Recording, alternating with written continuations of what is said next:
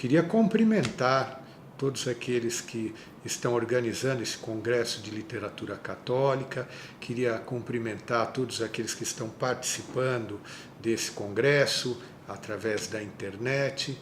É um prazer poder participar com todos vocês e, ao mesmo tempo, divulgar e, ao mesmo tempo, compartilhar esse gosto que temos em comum com a literatura fantástica do C.S. Lewis e especialmente do J.R.R. Tolkien, dois grandes amigos que escreveram duas grandes obras muito paralelas, Os Contos de Nárnia e O Senhor dos Anéis, e que foram muito bem retratados num livro recente de Duryea, O Dom da Amizade, que conta um pouquinho do paralelismo da vida dos dois.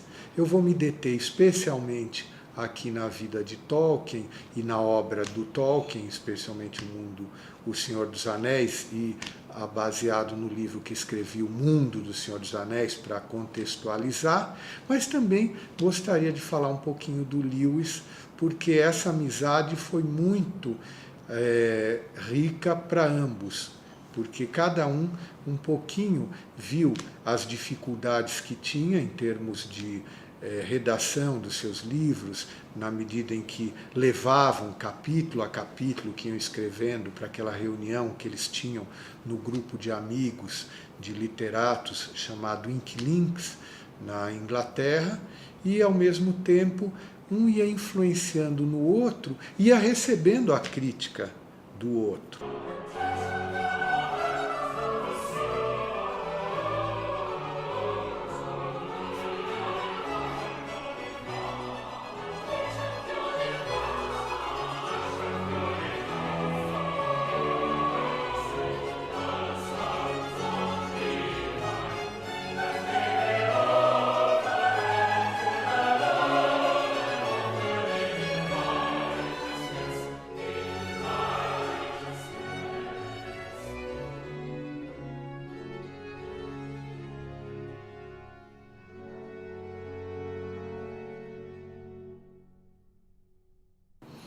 Pois bem, para começarmos, vou dar um toque um pouquinho pessoal a essa exposição.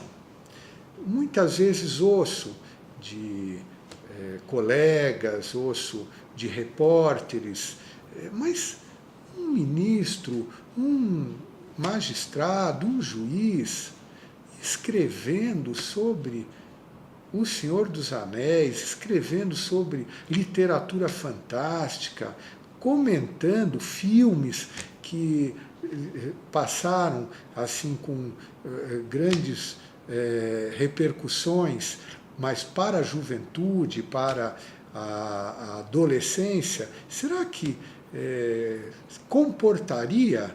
Será que seria adequado? E eu tenho sempre respondido que essas incursões na literatura, especialmente de fantasia, como dizia Chesterton, que é um outro autor que eu gosto demais e até trabalhei na tradução de um dos livros dele, Ortodoxia, publicando a primeira edição brasileira, ele dizia que essa literatura é fundamental para o nosso repouso, para a nosso resgate em termos de recuperação das forças anímicas para o nosso trabalho. O interessante, muitas vezes, é nós pensarmos que quando estamos cansados de uma atividade intelectual mais intensa, principalmente na magistratura, que nós temos que enfrentar grandes desafios, grandes questões, principalmente no Tribunal Superior, e hoje a população toda acompanha e sabe mais os nomes dos ministros do Supremo até do que, às vezes, da própria seleção brasileira de futebol. Por quê? Porque estão decidindo da nossa vida, da nossa liberdade, da nossa propriedade. E quando se tem esse estresse, essa tensão de enfrentar essas questões e necessitar de uma recuperação, nada melhor do que essa literatura. diria assim, é uma sadia evasão. Você está saindo desse seu mundo do trabalho, das preocupações, das tensões, para um mundo totalmente mágico, diferente, mas que guarda muito de semelhança com o mundo real. Por quê? Porque o livro do Tolkien, o livro do Lewis e também aqueles que o próprio Chesterton escreveu, nessa linha de literatura mais de fantasia, como é O Homem que Foi Quinta-feira, o que nós vemos? Nós vemos a alma humana retratada em todas as suas grandezas e misérias. O Senhor dos Anéis, por exemplo, vamos pegar principalmente o Senhor dos Anéis. Qual que é o grande drama do ser humano desde a sua criação? Exatamente a soberba, o orgulho. Quando nos detemos na tradição cristã, verificando o que foi a queda do homem no pecado original, qual foi o motor do pecado original? A soberba. O pecado foi um pecado de desobediência. Portanto, o objeto foi trocar um mandamento divino por um prazer momentâneo, um prazer desordenado. Mas qual que foi o motor desse pecado? A soberba. Sereis como deuses, tal como se colocava o demônio, a serpente, quando Eva lhe pergunta, né? Mas nós, se comermos desta fruta, morreremos, certamente morreremos. E o demônio diz, não, Deus sabe que, se comerdes, sereis conhecedores do bem e do mal, sereis como deuses. E esse sereis como deuses ressoa até hoje. O que é, no fundo, a soberba? O que é o orgulho?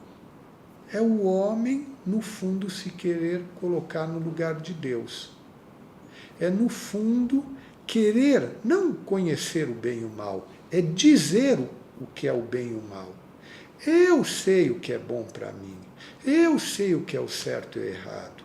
Não Deus. Isso pode ser pecado para você, para mim não. Pois bem, esse relativismo moral é o que se vê bem retratado no Senhor dos Anéis, através da imagem do anel do poder, o One Ring. O que se vê nesse um anel? E é essa semelhança que se tem da obra de Tolkien com toda aquilo que a gente vê de teologia cristã. O que o homem tem que fazer, esse caminhar do homem pelo mundo, é um caminhar de desprendimento. Né? Nós temos um tempo limitado de vida que é muito bem colocado no Senhor dos Anéis em relação aos homens. Esse caminhar tem um destino e tem umas regras de convivência. E, ao mesmo tempo, o homem vai se apegando a essa terra, vai se apegando às riquezas, vai se apegando aos prazeres, vai se apegando ao poder, vai se apegando às pessoas, vai se apegando a si mesmo. E exatamente o que ele procura mostrar é o poder de um objeto material, que representa o poder de ficar invisível, de ter uma ciência maior das coisas, é capaz de corromper o ser humano. O Sméagol, o Gollum, que é seria um hobbit que foi se corrompendo, ele é o retrato da alma humana quando se deixa apegar. Quer dizer, se nós formos ver, é uma pessoa totalmente possuída pelo anel. Em vez de possuir o anel, ele é que é possuído. Portanto, o que se vê, né, é toda a briga, toda a luta, toda uma saga em torno de um anel do poder, ou dos anéis do poder, porque existiam os anéis élficos, os anéis dos anões, os anéis dos homens. Os anéis dos homens corromperam totalmente os 9 reis. Agora são meros espectros, já perderam até a sua aparência humana, além de ter corrompido toda a sua alma. Pois bem, essa visão do Tolkien, né, uma visão cristã de toda a saga dos Anéis, né, se perpassa por todo o Senhor dos Anéis, a sua visão cristã e o seu catolicismo. Nesse meu livro, O Mundo do Senhor dos Anéis, que talvez muitos de vocês que estejam participando conheçam, uma das coisas que eu me propus fazer foi exatamente pegar passagens que mostram claramente o paralelismo entre cristianismo e a mitologia que o Tolkien desenvolveu.